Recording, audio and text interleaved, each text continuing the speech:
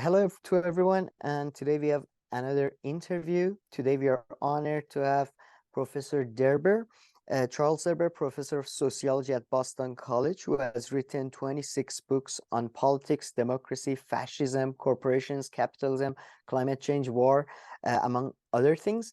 His best-selling books include The Pursuit of Attention and The Wild America.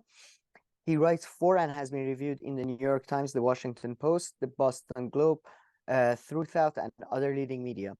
And his books have been translated to, a number of other languages. And I tried to put the name of your other books in the description below so people can check it out. But today we are going to mostly talk about your most recent book, Dying for Capitalism: How Big Money Fuels Extinction and What We Can Do About It, which has been co-authored with Soren Modilar, if I'm pronouncing that right. Yeah. And yeah, all right. And the book has been, by the way, reviewed and received, greatly by people that I'm sure everybody know, like Noam Chomsky, Ralph Nader, Jonathan White, Ben Mansky, among others. And yeah, we are very honored to have you here, Professor. Thanks so much. I thought maybe you can start with telling us about yourself before getting into the book and all that. Okay, well, thank you for having me. I'm looking forward to talking with you, Sam. I've been teaching in Boston for several decades. I grew up during the Vietnam era, so I grew up as a very sort of critical peace activist. Learned a lot about American foreign policy and became very activist in the peace movement during the Vietnam War when I was a young student. And that period was also a period in which academic work was more easily integrated with political activism. And I was part of a larger student movement that was critical of American foreign policy, American economics. And I was sort of long have been interested in the interconnections between economics, politics, foreign policy, and culture. And I do all this work of writing, 26 books is a lot of books. I'm still going because it's driven by a real concern for social justice and for peace, and a feeling like the world is in a terrible place. The book, as you know, Sam, is an effort to understand the interconnections between capitalist economic systems and extinction threats related to the environment and climate change on the one hand, and related to nuclear war and other kinds of weapons of mass destruction kinds of wars that are connected to, in the book's description, into America's foreign policy. And it's the kind of militarism that very powerful American kind of and Western imperial countries have long exercised in the world.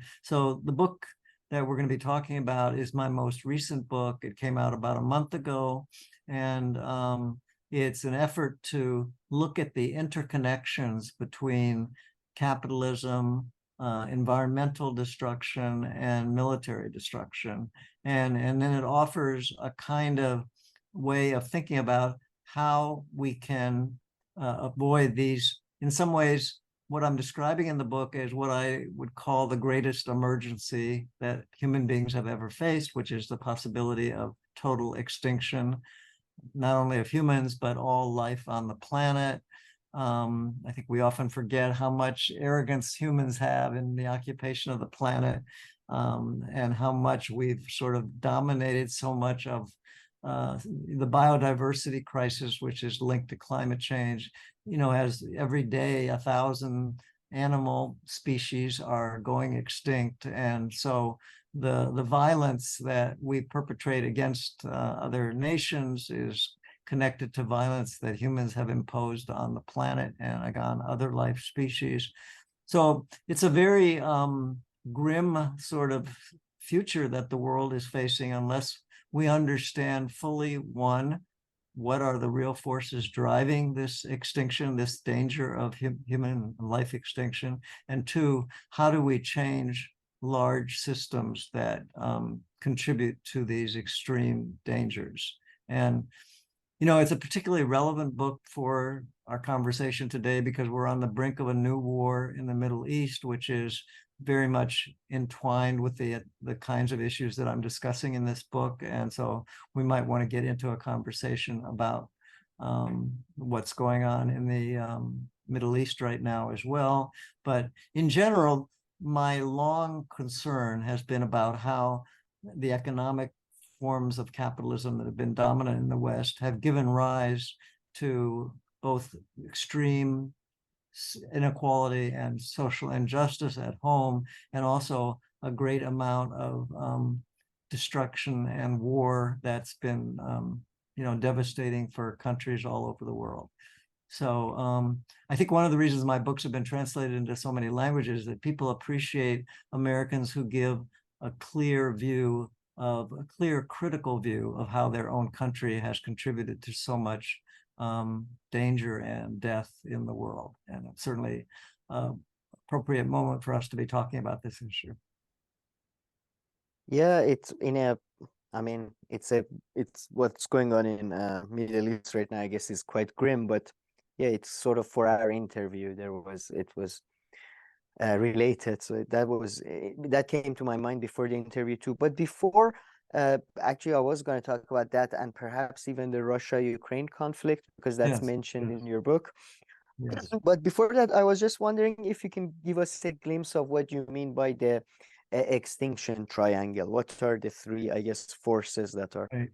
So the book is organized. I try to write, because these are so important, and I'm writing for a public audience, that I try to make things very clear and simple. And early in the book, in chapter 1, there's a picture that you might have seen of a triangle, which has capitalism on the top, and then environmental destruction at one point on the bottom of the triangle, and the other is military destruction. And what the triangle, the whole book is to try to kind of analyze why this triangle operates the way it does. It's a causal triangle, so there are arrows between causal arrows, which are essentially symbolizing that capitalism is causing a whole array of environmental devastation and destruction, of which climate change is the most obvious, but not the only. There's the biodiversity crisis and a whole range of other environmental. There are actually pandemics when I was writing this book, there was COVID-19 was going on. So there's quite a bit of material in the book about public health and pandemics, which I see also as very linked to our economic system.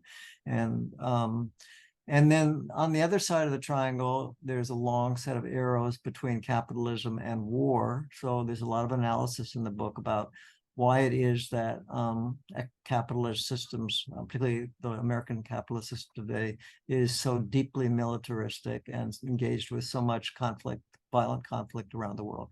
And then at the bottom of the triangle, there are arrows that connect climate change to nuclear war, meaning climate change is a major driver or cause of war, and war is a major driver or cause of environmental destruction and climate change. So we might want to get into that, because that's often ignored, the ways in which those two extinction, obviously environmental threats and war military threats are crucially important, but they're usually not considered together. And I think part of the virtue of this book is people are looking to understand the larger picture of how all these terribly scary, frightening threats that endanger everybody on the planet are intertwined together. And so the book, that triangle, is an effort to just sort of put in a simple picture the basic outline of the big systemic forces that are leading toward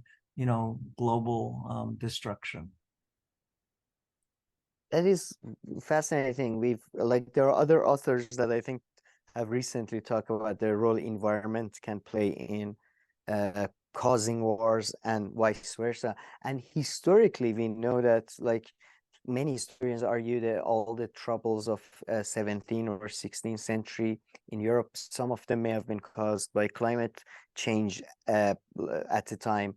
Can you explain how, for example, do you think that in the Middle East right now, or in the Russia, Ukraine, whichever you're more comfortable talking about that, do you think those factors play a role in those conflicts? And if so, how would you categorize them?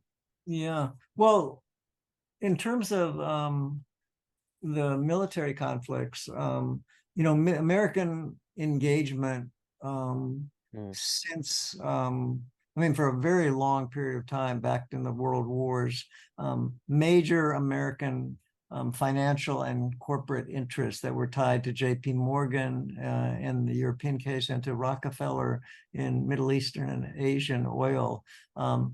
America, capitalism grew up in the United States and Europe tied to oil, and the dependency on oil has been a huge force in driving American wars.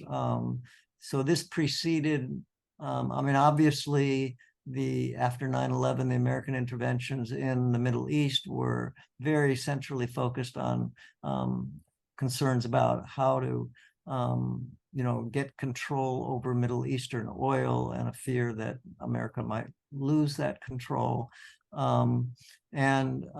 One just a historical thing, the book has a fair amount of history in it, Sam. And one thing that I sort of learned as I looked at this history was that, Western capitalism could have evolved in a direction with far, far less reliance on fossil fuels. The initial British factories, for example, in London, were the original were water-powered steam engines, and the idea of using water as a central fuel rather than coal or oil and major fossil fuels, it was rejected not because it wasn't technically efficient, but rather because of social and political factors that made water view. I mean, I think that the early capitalists or industrialists were afraid that people would see water as part of the commons in some way, as something that belonged to everybody. And so they feared that that if they relied on water, they would not be able to use it and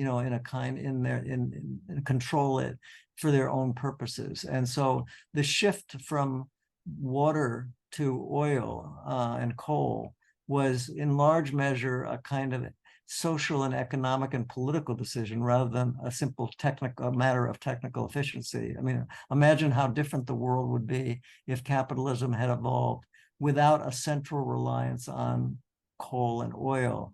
It's interesting also that, and this hooks into war, that the shift from coal to oil, which happened basically during the two world wars very heavily, was driven by the fact that oil played a very central role in building the military.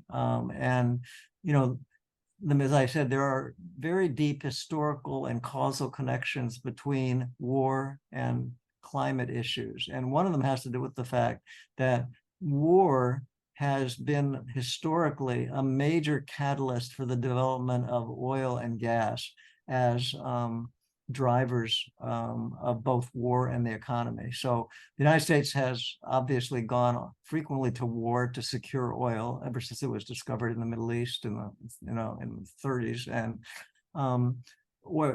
even before then, American interest in Asia during World War I had to do with Rockefeller interests in oil markets in Asia and China, both wanting to secure resources and have markets in that part of the world.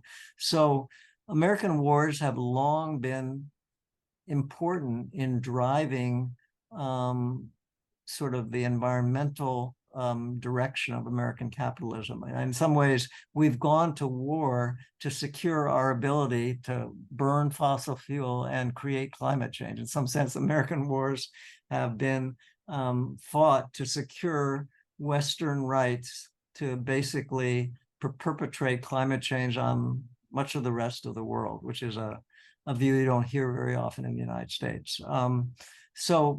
But there are broader connections between Well, you asked, tell me again, I didn't want to avoid the question you asked about war No, I and just like I thought maybe you can connect it, the connections between environmental factors and how they can exacerbate or contribute, or the other way around, vice versa, right, how war can contribute to right. environmental damage. Yeah, so I do. I'm glad you're highlighting that, early on in our conversation, because I think it's incredibly important and very little understood. So on the one hand, um, the importance of war in driving climate change is, I don't know if you know this, but the largest institutional emitter of carbon emissions in the world is the Pentagon. The US military creates and burns more carbon, more fossil fuel, more oil and gas than any other institution in the world. And that's because the military relies on aviation and incredibly gas guzzling, tanks and planes and naval carriers and so forth. So war is obviously environmentally destructive, in the sense that when you destroy, what's happening in Ukraine today is obviously going to create enormous environmental destruction, and just having to rebuild again, that intensifies the amount of carbon that's used up in ordinary life. War is a major driver of climate change, not only because military institutions consume so much war, but because we fight so much to secure energy and to basically control the world's energy sources. So many of the basic wars that we faced over the last several decades have been over control of oil. And so in some sense, wars are all about, maintaining the ability of Western economies to continue to rely on oil and gas as primary economic fuels. The way in which climate change drives war is something that the Pentagon doesn't talk about the fact that it is the largest single driver of climate emission, burner of climate in the world. But it does say that climate change, the Pentagon every year has to legally issue a report about what are the major security threats. And for the last few years, the Pentagon has been saying the number one security threat to the United States is climate change. So it's interesting that the military said, well, it doesn't tell us that it fights wars to permit climate change. It does promote the idea that climate change is a major driver of war. And it's kind of obvious for the reasons why. One of the simplest way to understand this is that as about 60% of the world's population lives within about 50 miles of ocean.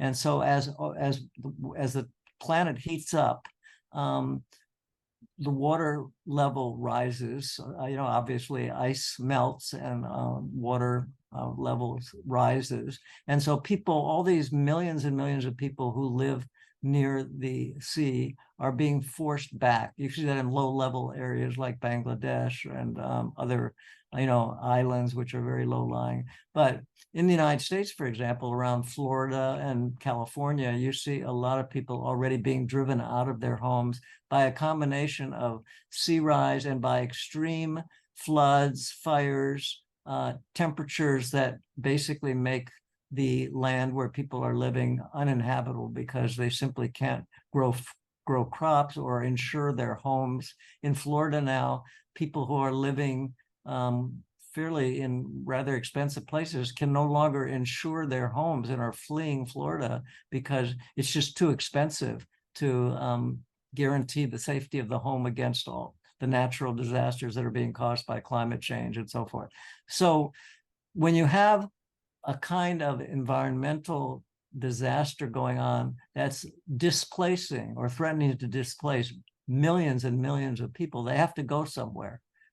So countries are faced with migrations and movements of population, which crowd people into less and less habitable land.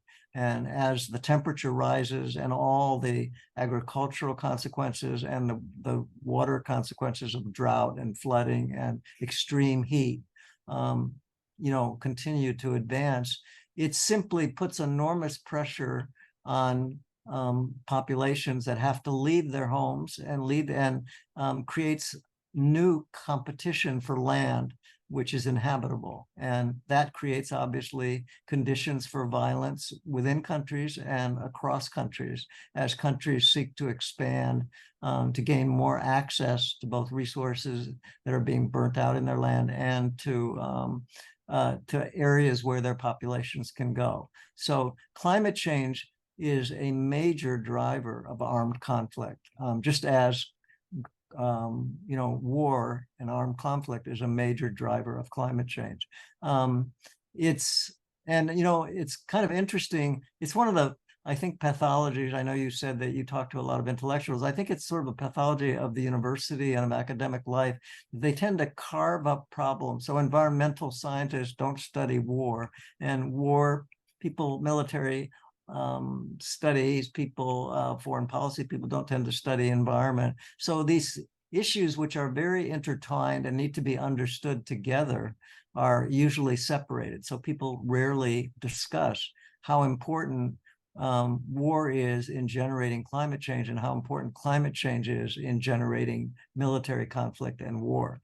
And then the other part of the triangle, the role of the economic system in driving both climate change and war, is hardly ever talked about. I mean, when the military talks about the sources of war, they never talk about capitalism or American economic interests. It's simply written, it's written out of the political discourse that Americans read. So most Americans are never told or learn that American wars, America being the most powerful military country in the world and the most military interventionist, most Americans never get any kind of analysis of how our economic system tends to be a central cause of so many of the wars America enters into, particularly in the Middle East, but all over the world. And in regard to climate change, there's this concept of green capitalism, which says that really we don't have to think about capitalism as a major cause of war, because in fact, capitalism creates the technological innovation that actually will solve climate change rather than cause it. And I think, we might want to talk about this a little bit more because it's very important that the United States is, the political discourse in the United States is saturated with what I would call technological determinism, the idea that everything important, all of our problems can be solved by technological change. And capitalism is not the cause of these problems, but the solution to them, because only capitalism has the technological innovation and dynamism that can actually rapidly create the new technology that would cause climate change. And my critique of that is that I think, you pointed out in some of your notes to me that I think of green capitalism as an oxymoron, meaning a contradiction in terms. And yet it's sort of seen, capitalism as seen, people like Bill Gates, who are, founded Microsoft and, is seen as a major capitalist, is also seen as one of the great leaders of solving the climate change problem through technology. And so much of a good part of the book is about what are the dangers of this way of thinking, which sort of puts technology at the center of these problems like war and climate change. And the most, just one simple way to think about this is that if you think about transportation as one of the major forces of climate change. So the idea is that, well, if we can go to electric cars and simply have the technology of Tesla and the creation of electric cars, that we're going to solve a vast part of the climate, because we're going to rely less on gas and gasoline for transportation. And it's not that I don't think technology is important. I think technology is important, but it's dangerous when you come to believe that technological changes, like, for example, using electric cars instead of regular cars, is going to solve this problem. And one way of thinking about that is, you know, if you use electric cars, you're going to be putting, it's an illustration of using a new technology that has its own very large environmental and military consequences. I mean, for example, electric cars rely on lithium for the large batteries that electric car uses, and lithium is scarce and like oil, and so there is already a good deal of military conflict related to who's going to control lithium, and that can lead to new wars. Moreover, when you rely to solve, I mean, the way I think about these issues is you want to,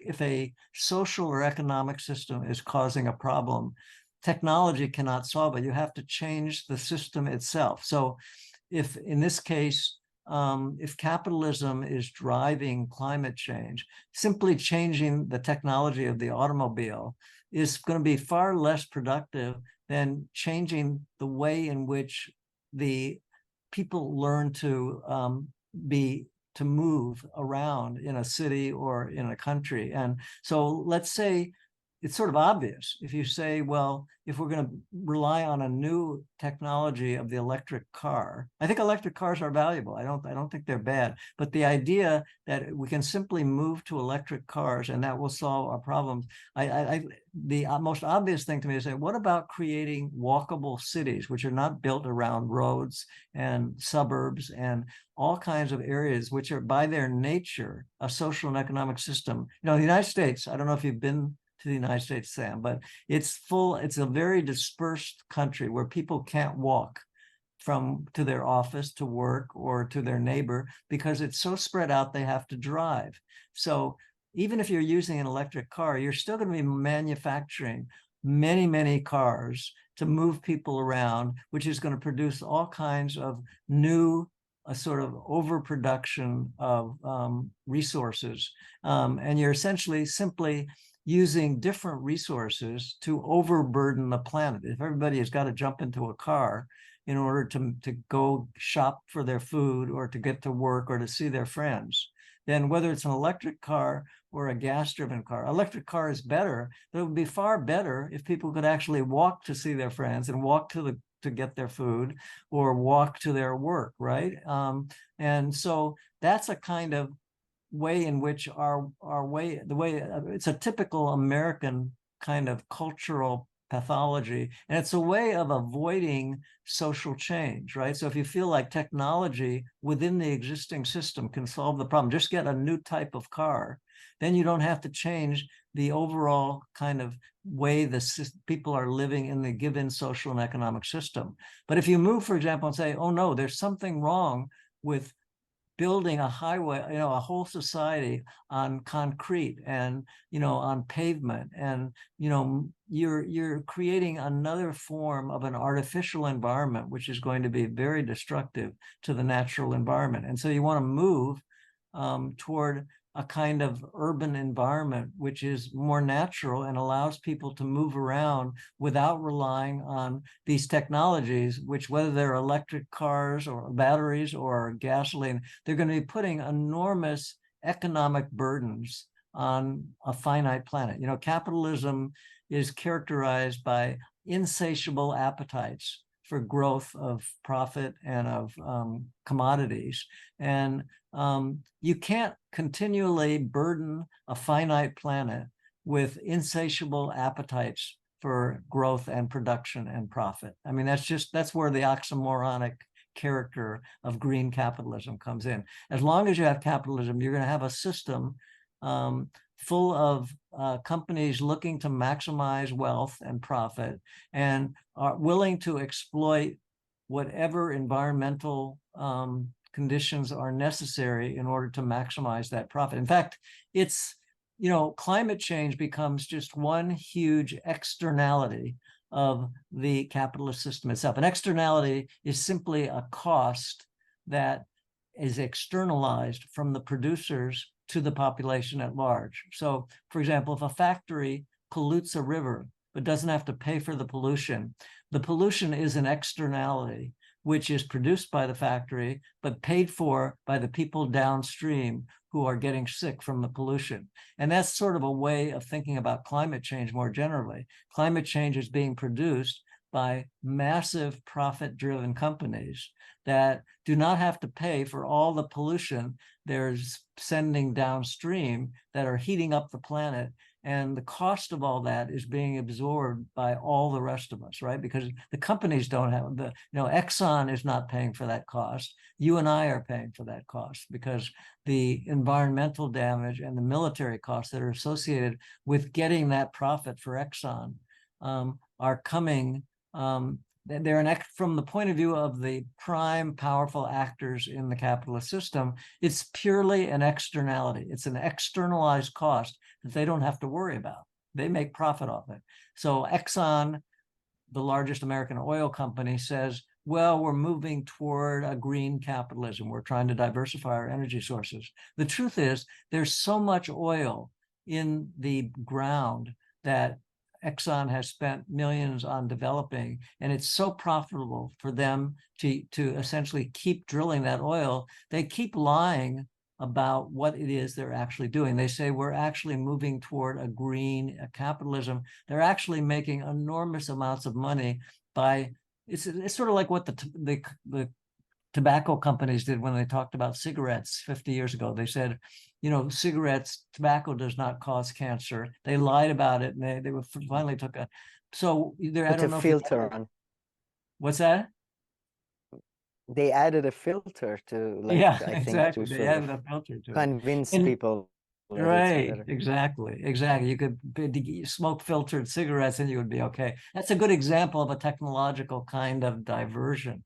It's interesting that just as we're speaking today, the Attorney General of California is launching a legal suit against the oil companies in California and Texas for lying, doing exactly the same thing that the tobacco companies did, for not telling the American population and the world population the truth about what they knew. We have documents now which have come to light, which show that for decades, the oil companies, which I call the center of the carbon industrial complex. There's the military industrial complex, and there's the carbon industrial complex, which is the concentration of companies that are most centrally involved in the production of oil and gas and carbon emissions. And so the big oil companies are now being hit with a massive legal suit for lying and essentially polluting the whole planet when they knew that what they were doing was going to destroy much life on the planet. So I think there is, and I try to find areas of opportunity and hope. I think social movements are emerging which are beginning to challenge both the military industrial complex and the carbon industrial complex, and mobilize people in the United States and around the world against these forces that have been lying to the population in the United States and in the world about what are the causes of, let's not forget that beyond all the talk here is the grim reality that we're on the precipice of complete catastrophe. I mean, it's a kind of a miracle we have not had a nuclear war. The Ukrainian war, even the Israeli conflict that's just breaking out today could easily escalate. In fact, your country, I mean, it's very easy to imagine that, the northern border of Israel with Lebanon, there's been today a good deal more exchange militarily. Hezbollah might get more involved, which is being viewed by the United States as purely a proxy for Iran, which the United States is moving, as you know, 2 major naval carriers into the East Mediterranean, partly as a signal to Iran that it's ready to, go to war with Iran in order to stop the war, what they're calling the Defend terror Israel, I saw. and Hamas, to defend Israel. So whether we're talking about Ukraine and the war with Russia, or the growing catastrophe of the kind of Israeli war with the Palestinians and the Hamas conflict. It's just terribly frightening, and it's another example of where, American tendency to solve real basic problems of social justice and fairness with military means. In this case, I mean, in the Middle East today, this is a war really about decades and decades of occupation by the Israelis of, Palestinian land on the West Bank and Gaza. And it's being, the narrative of Americans here is simply that this is a war against terror on the part of Hamas and Hezbollah. And there's no discussion of the roots of this war in decades of occupation, military occupation by Israel, and the failure to grant Palestinian people even the most basic rights. And I mean, it just, I'm Jewish, and I'm sickened by the policy of the Israeli government, which you have, here's people who have, suffered their genocide in their own history and are now perpetrating a kind of genocidal war against the Palestinian population. It's just horrifying. But it's being subsumed under the same story. American policymakers are very good at telling a story that resonates to the American people. So they're telling a story on American TV every night about this is the new 9/11. It's Islamic terrorism being directed against the West.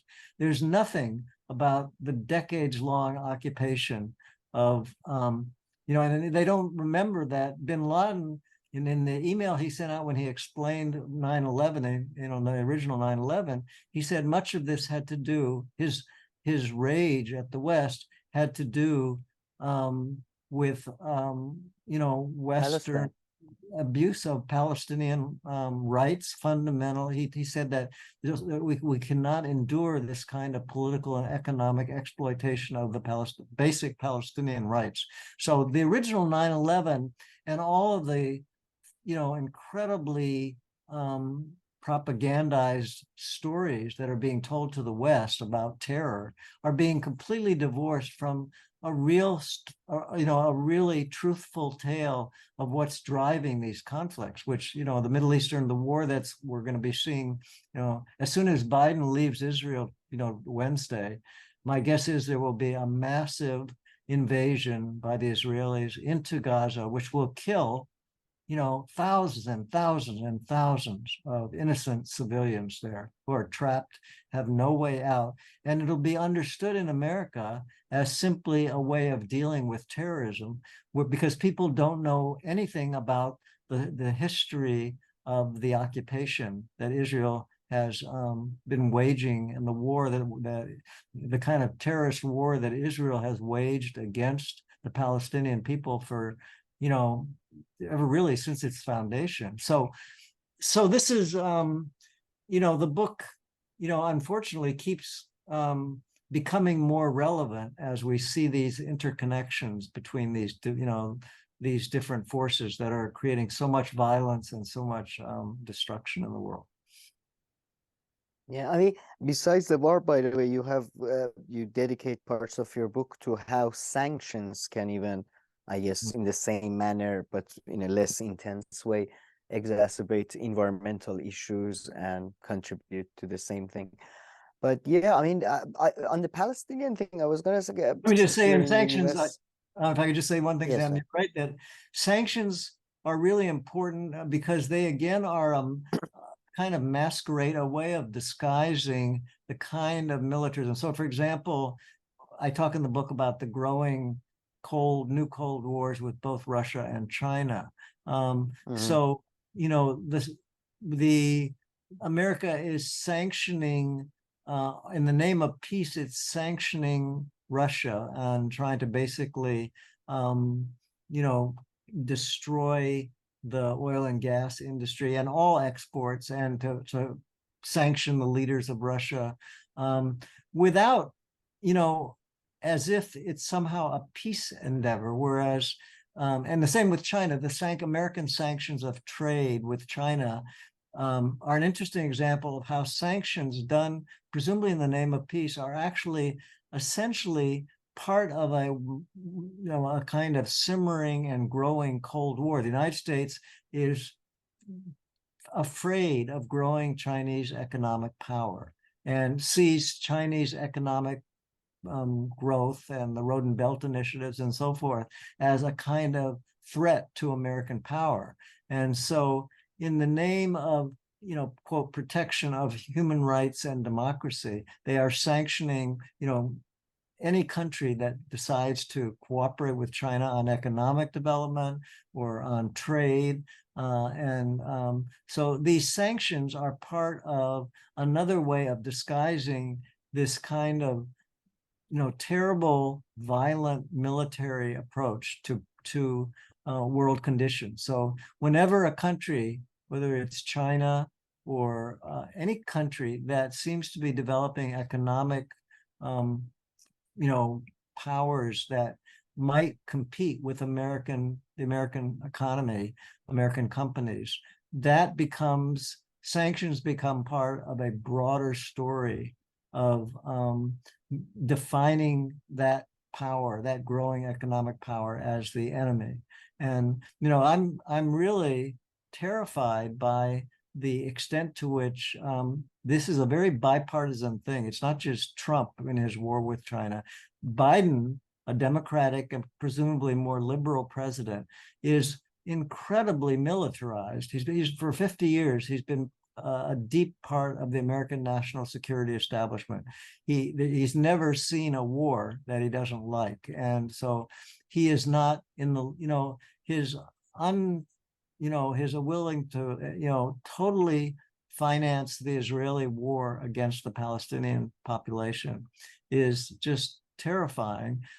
His war going to war, essentially threatening war around Taiwan and around Asian markets, is another. I mean, even if when this Middle Eastern problem is solved, these looming Cold Wars that are right now hot with Russia and likely to become hot with, I think the possibility of armed conflict around Taiwan is also very, very significant. So I think we're just living in a period where all of these threats that we've managed to survive, both environmental and military, are crescendoing and mushrooming, and they're intersecting in so many different conflicts now, militarily in the Middle East and in the Cold Wars between the United States and China and Russia, and then environmentally, these wars intersect so strongly with carbon, oil and other environmental dangers, and meanwhile, global capitalism, neoliberal forms of capitalism, meaning very concentrated forms of corporate power, which essentially reduce all kinds of public goods and public investment in favor of private commodities and private consumption. So in some ways, what the book is arguing is that if the drive toward private universal commodification, meaning the production of goods for sale on the market, is the number one goal because it drives profit for these large companies, the only alternative is to move toward a kind of, to prevent both the destruction of the environment and the blowing up of the world militarily, is to move all this capital away from the carbon industrial complex and the military industrial complex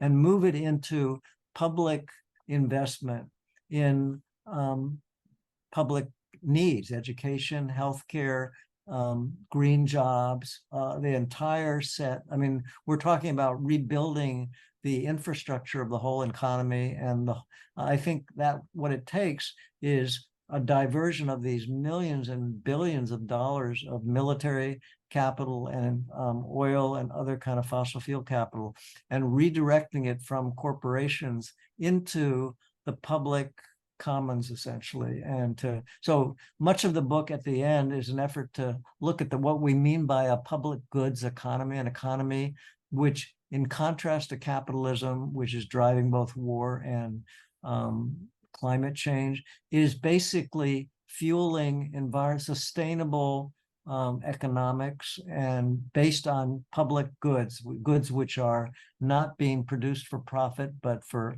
basically for public needs, and where all the money that's going into profit is being redirected into environmental and economic development of poor countries, instead of the kind of constant militarization for these economic ends that are inevitably part of a capitalist model. And so, it's sort of an oxymoron. If it's oxymoronic to talk about a green capitalism, it's also oxymoronic to talk about a peaceful capitalism, because it's in the lifeblood of capitalism, in the genes, so to speak, that the expansion and the profit-driven, and just so that people who are skeptical about that, it's important to understand that you might say, well, maybe a good capitalist would choose a very different pattern of investment. But because there are two things that prevent that. One is corporations in the West are chartered. That means they're legally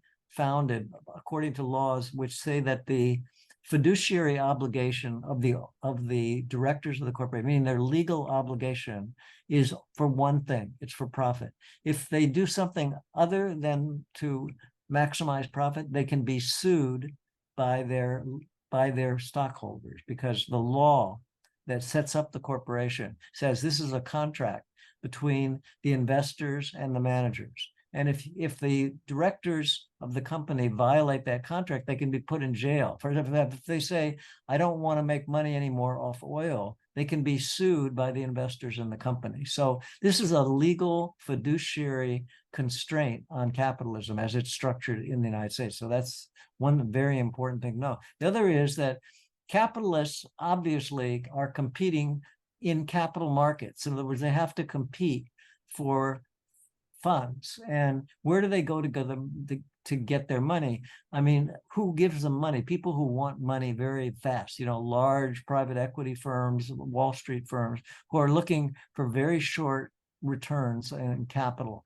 So if a company tries to do something that's more environmentally sustainable or less militaristically profitable, they're going to be they're going to have to compete against companies that are investing in these short-term profits that come out of these environmentally and militarily extremely dangerous investments. So, in other words, this notion of a high road, socially responsible capitalism is in itself almost impossible to play out because of the nature of the legal and the political market forces that kind of lock large businesses into profit maximization, and environmental, and where, like I say, the environmental and military costs are externalized. They become externalities of the system. They're not drivers of the system. They're considered external costs to be borne by the rest of the world and the rest of the society. So that's why. And then, just to conclude this, people may say, well, you're talking so utopian because there's no way the world is going to run without a capitalism. And what we do in the latter parts of the book is, the last few chapters of the book are a conversation between activists in the 1920s with an interviewer in 2060, which traces the path that we talk about by which activists and both environmental and peace activists were able to mount a front for survival, a kind of universalizing resistance that managed to create large system change. And for people who are understandably very skeptical about the possibility of changing large systems, we go back to the history of abolitionism, which was the history in the United States of the anti-slave movement. And people at the time said, you'll never be able to end slavery, because slavery, which was true, has always been a part of human history. It's an essential part. And the slave system, people said to the abolitionists, which was a small group originally, there's no way that you'll ever move beyond slavery in the United States. And we explore in the book the ways in which this impossible change that seemed impossible at the time, which essentially was aiming to destroy something that people said could never be changed, which was the system of Southern slavery, was actually transformed in the American experiment. And so we use that history as a framework for thinking about how do you make large system change in the United States. So if your whole analysis is taking you to say there's something about the macro global economic system that's at the root of extinction threats, it's very depressing, because you say, well, it's too hard to change global capitalism. You just can't do it. And what we try to do in the last part of the book is show that if you look historically, there are paths and movements that you can look at with some degree of learning and hope, which have actually succeeded in making large systemic changes, which is always extremely difficult to do. But you can't play games when you're dealing with life and death for all life on the planet. I mean, I think the bottom line of the book is that we are at the very last point. I mean, there's no joking around here.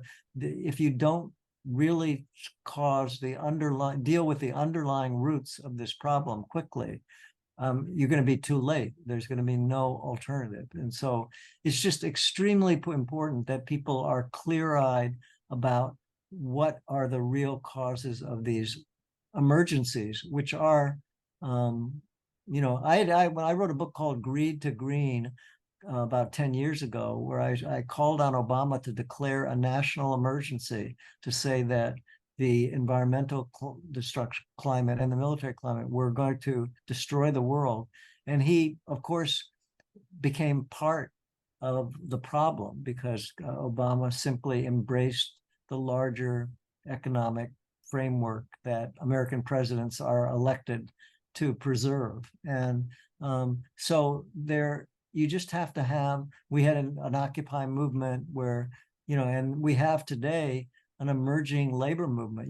There have been more workers on strike in the United States in the last few months than there have been in the last 50 years, because workers notice that these companies and their executives are making literally billions of dollars, and the average American family is poorer in real income today than it was 50 years ago. The average American wage in real terms really is lower today than it was in 1973.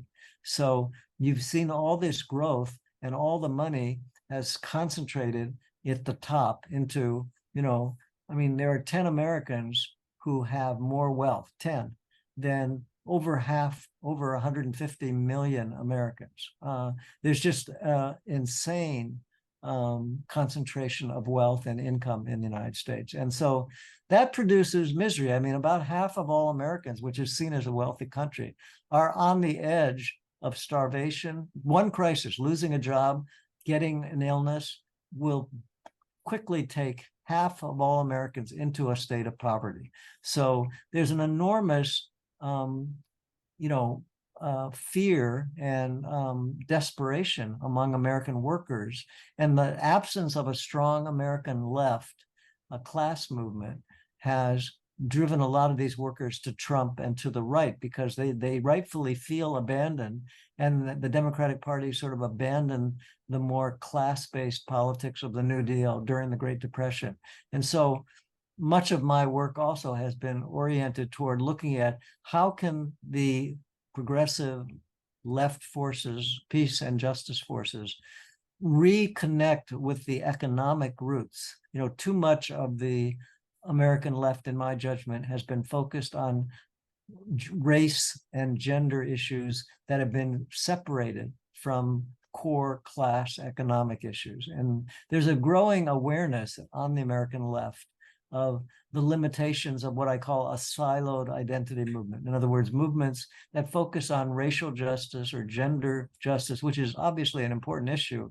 But when those movements are disconnected from movements that bring people together in what they share, which is a common oppression under these enormously wealthy, billionaires and companies that are controlling the politics of the country and the world, then you can't really expect change. But if you can move these racial, gender, identity politics-based movements into a more universal, what I call universalizing resistance kind of politics, which brings racial and gender and environmental movements together with these class movements that are challenging the fundamental systemic roots of these problems. We have a much better shot of dealing with the problems. No, that yeah, 100% makes sense. I mean, you kind of went through a couple of questions I had, so yeah, I was gonna ask you about what you think of identity politics, which you kind of already, and I was gonna talk about a slender path forward, which is what you call the path that we might have. So it's not, yeah, I highly recommend reading the book. It's not like some, fantastical, solution to that is very out of reach. And but yeah, so you're somewhat optimistic about the, future. But I mean, to be Well, honest, no, I have let me, to can I say, just, Sam, just very quickly, yeah, I can't say I'm super optimistic, but I'm saying I'm not locked into pessimism and doom. It's when, that I think there are a mm, lot of people who are simply giving up, and understandably so. I mm, mean, we're on the edge of the worst possible catastrophe in human history, and so the catastrophe of extinction is rooted in the most powerful systems ever created in the world. And so I understand the pessimism. It's not that I feel optimistic; it's a slender path, but the path exists. And so what we're trying to do in the book is say, yeah, it's a really grim time. It's a very, very enormous existential challenge, but it's not impossible. We know from history and we know from a clear analysis how that is possible. So I would say it's not like super optimism, but it's not, mm. it's not this sort of fatalism. I think a lot of people are tempted to give up. And that's the most dangerous and nihilistic thing to do at all. I mean, every kind, and one of the ways forward is to recognize that this happened in the abolitionist movement. There are multiple different ways of dealing with these systemic problems. So we don't have a kind of orthodoxy here of a one way, one solution. The abolitionist movement was full of cultural revolutionaries and economic reformers and all kinds of different kinds of movements. So much of the book looks at the way in which these intertwined problems have to be dealt with through multi-faceted movements that find ways of coming together, but don't lock themselves into one formula or one ideology, but feel a common sense of solidarity around these huge issues that confront the entire world at this point. And so, yeah, anyway, I didn't mean to interrupt your question there. No, that's yeah, that was, yeah, I was pretty much getting to that. So just to sort of basically, we covered pretty much, I think, everything in the book. So I thought, if you don't mind, I wanted to ask you a bit about current affairs, perhaps.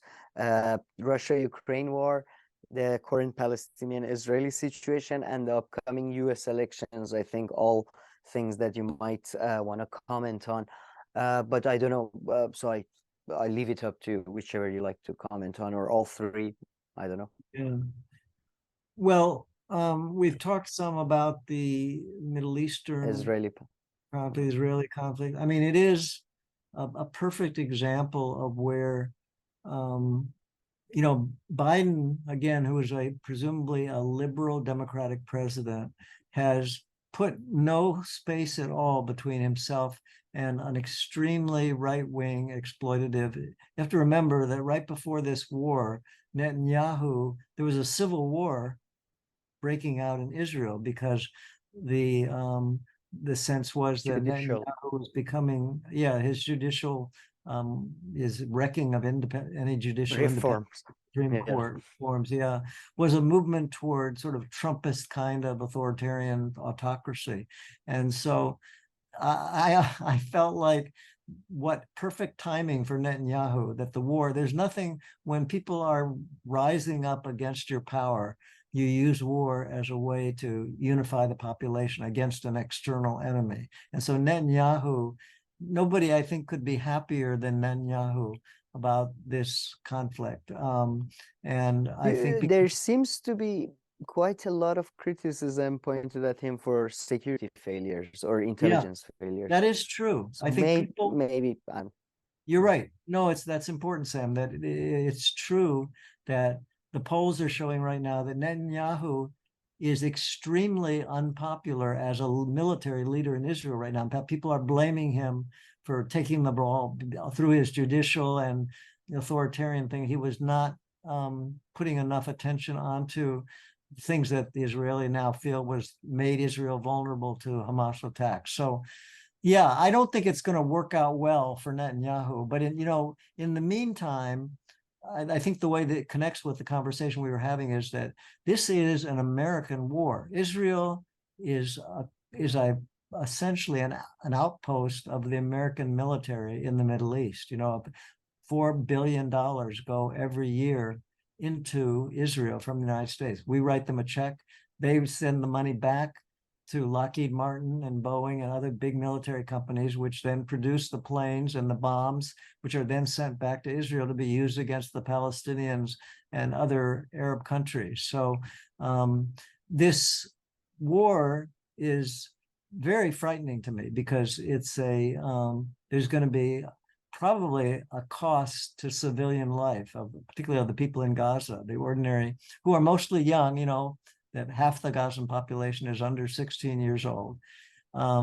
They're innocent and they have no way out. And it's just like, this is where the whole American narrative about maintaining a rules-based international order. The United States does not recognize the International Court. It's not part of it because it knows that virtually every American president would be brought up for war crimes in front of an international court.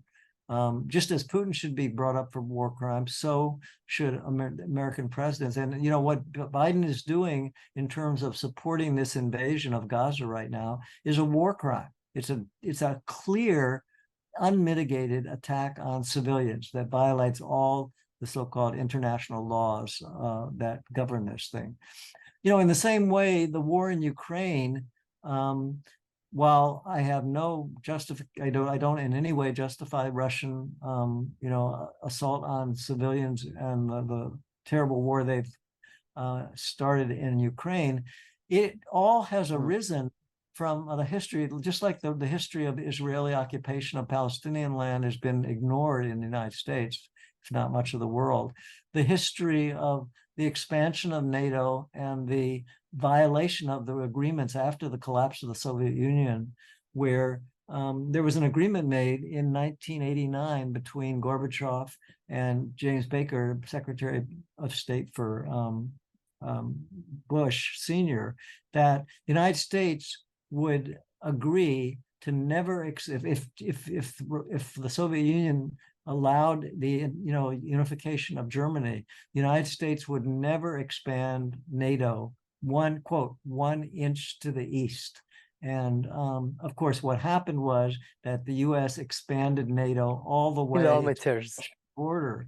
Right? I mean, Ukraine is the largest border area that you can imagine to Russia, and the U.S. has brought tactical nuclear weapons and massive conventional, NATO forces right onto the Russian front, along with all the sanctions that are being directed against Russia. Now, this is not to justify the Russian war, which I think is savage and barbaric, but it's to say that America has no clean hands in this war. In many ways, I tell Americans, imagine that the Chinese were arming the Mexican government and bringing, forces again right up to Texas, and America would go to war with Mexico. Just even right now, immigration of, defenseless people from El Salvador and Nicaragua and Mexico are being treated as a warlike act by the American government.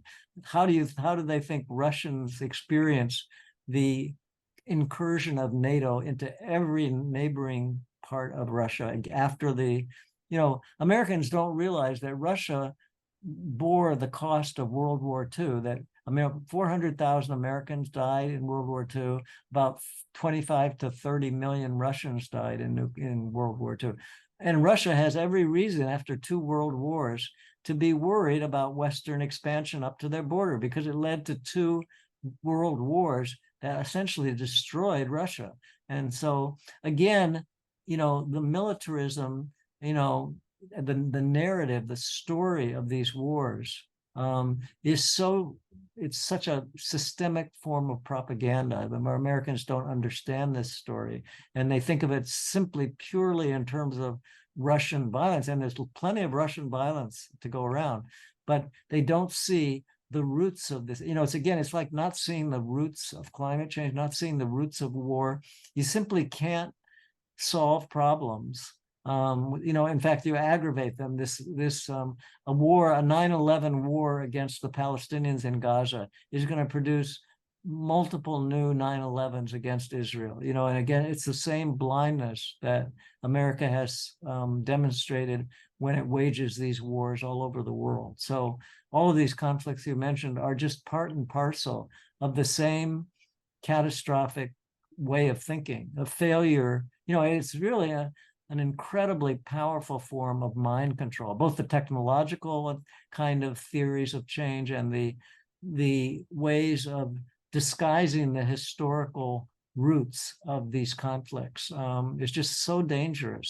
The solution, a lot of it is just education. It's people like you who can tell a story to audiences that don't know these histories and these stories. And it's the function. I think part of why I've stayed engaged with universities is like, I feel like young people in the United States need to know a history and a story of these wars and of the environment that they care about, which they never hear about on American media or from American political leaders. And so there's a tremendous moral imperative for those of us who are privileged to be able to have some kind of audience and to tell a story that will make a difference in the lives of this younger generation where everything is at stake for them. So that's why I appreciate 100%. conversations with you, and I do so many of these kinds of things, just because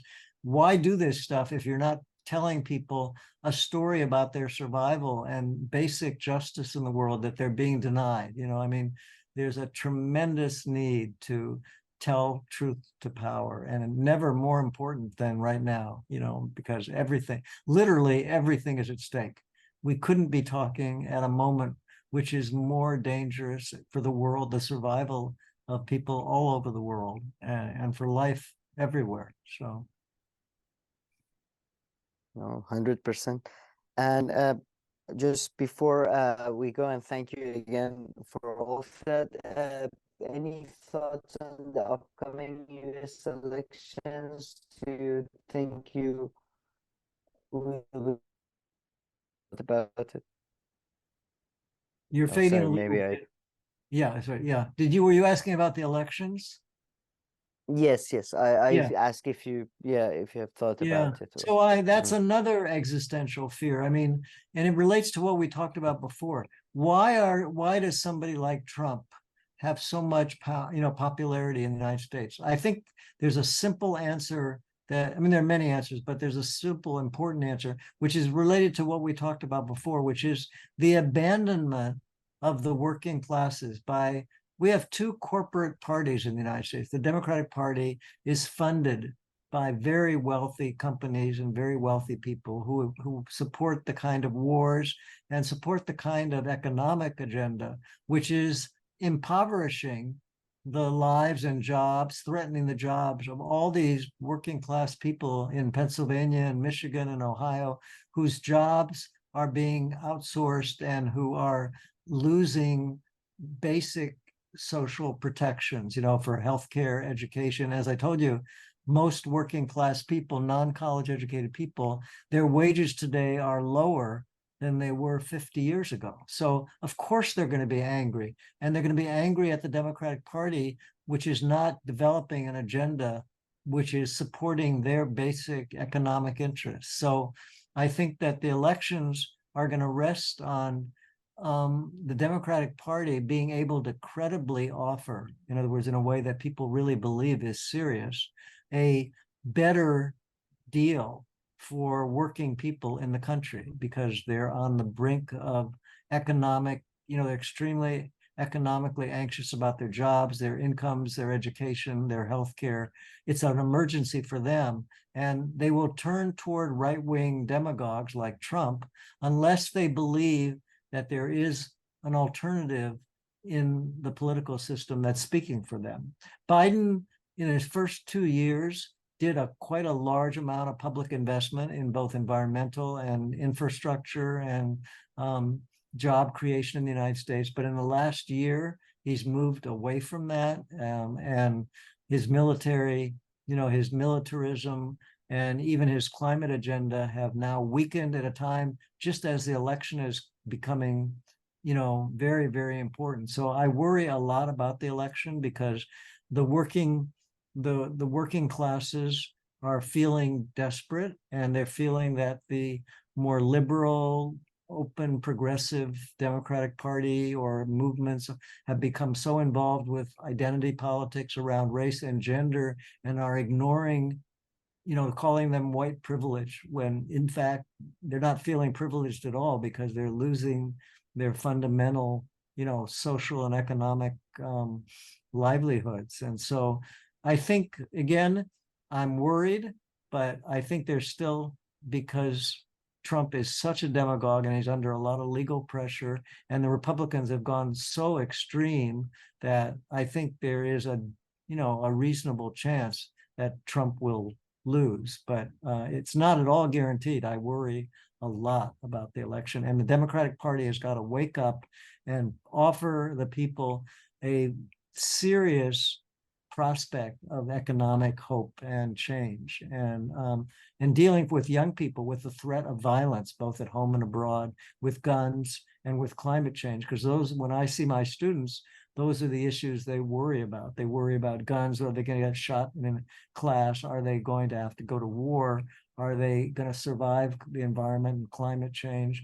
Are there jobs going to be jobs available for them? So everything depends on whether you can see a kind of class-based economic and social agenda that the majority of the working population can get behind and relate to. Do you think it's likely that Democrats will be able to offer that, or do they seem too disorganized to you? Well, there is a progressive caucus in the Democratic Party, probably a majority of the people in the Congress. But what worries me, Sam, is the intensity of the military environment right now. I mean, the wars you mentioned, the Ukrainian war, the Cold War, the war with Russia, the Chinese threat, which is overwhelmingly being, built up by both parties, and now this new Middle Eastern, the Israeli thing. All of that scares me because I remember back right before 9/11, there was a major movement. I don't know if you were around, but there was a great protest in Seattle, which brought together the environmental, called the Battle of Seattle in 1999. It brought together, I've heard about it. Yeah, very important movement where the anti-corporate globalization movements were coming together. The Turtles and Teamsters, the environmental movements and the workers came together. And it looked like a major positive force was emerging in American society, uniting the working classes with the environmental movements. And then 9/11 happened, and it changed everything overnight. The war on terrorism brought together, united the working classes against, with the corporate elites who were talking about the war on terror and the threat to the country. So national security. So I worry that we're dealing with another 9/11 kind of story that will again undermine and undercut the progressive labor and liberal forces, environmental and labor forces that are building in the country. So there's kind of a challenge. That's why I'm so worried about the Israeli thing, not only for the lives of all these innocent people, but for the longer term, the survival of the planet is going to depend partly on whether these progressive forces in the United States are going to be essentially subsumed under this new militarism, or are going to be able to be unite together, to fight for a better economic and environmental future. Yeah, that makes sense. Yeah. Thank you so much. I don't know. I think we went through all my questions and everything, but I don't know if you have anything to add about the book, about yourself, anything else. No, Go I'm ahead, just but glad I'm to done. know that you're doing this, Sam. I think it's a great service you're offering, and Oh, thank you. Oh, you're too kind. I'm always happy to talk about these things. The book is called Dying for Capitalism. So I write for, I think you've looked at it, so it's not technical writing. I mean, it's very, it is Accessible. about ideas, but it's very accessible, easy to read. My students tell me that the books I write, they really like, simply because they're very passionate, they're very clear, and they give perspectives from an American point of view that they're not accustomed to getting. And that's why I think I've had about 15 languages and books translated into multiple languages. I've done tours all over the world. Yeah, Yeah, and it's I think in my research I came across more than 14 languages, and especially popular in Korea, Italy, and Germany. and China. From what Oh, I interesting, Oh, and interesting. China. Yeah, I've had over 5 books translated into Chinese, done a couple of book tours in China, but all over Europe. And so Oh, fantastic. yeah, so Should this come is, to Iran one time. what's that? You should come to Iran one Yeah, time. yeah, For absolutely. As I told you, I have close Iranian colleagues here. Yeah, and work with them. no. Yeah. No, Well, thank you but very much, Sam. I no, thank appreciate you it. so much. Good luck with all your good work, and we'll be in touch again, maybe. Yeah. Yeah, sure. Thanks again for doing this interview, and thanks everybody for watching this, and hopefully you'll be back soon. Thank you so much, Professor. Thanks, And Sam. yeah, and I'll email you a link as soon as we are done with the editing and we upload it and all that. Okay. That sounds great. Yeah. And I have a couple more books that'll be coming out in the next one coming out in the spring, and then another one in the fall, maybe. So I'll be happy to talk with you again if you'd like to talk further at some point. So Sure. I'll try to, I try to, Google you and keep updated. But please, if you remember, yeah, contact us too. I will. That would be great. Sounds good. Yeah, thanks again. Yeah, it was a great Okay, take care of conversation. yourself. Let's hope that peace between Iran and the United States is possible in the future. Yeah. Yeah, let's hope for that. Yeah. Hope for that. Thank Yeah. you so much. All right. Take care. Bye. You too. Take care. Bye.